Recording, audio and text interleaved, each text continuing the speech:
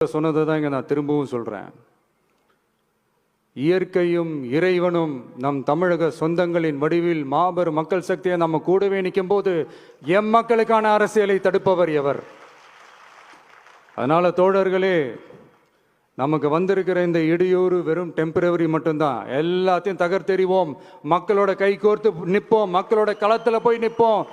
நம்ம பயணத்தில் தடம் மாறவே மாட்டோம்.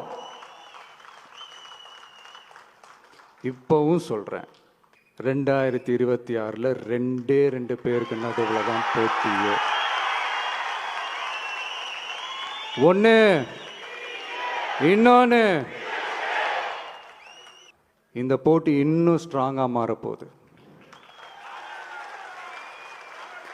100% வெற்றி நமக்கு. வாகை சூடுவோம், வரலாறு படைப்போம், கான்பிடண்டா இருங்க, நல்லதே நடக்கும், வெற்றி நிச்சயம். மீண்டும் சந்திக்கும் வரை நன்றி, வணக்கம்.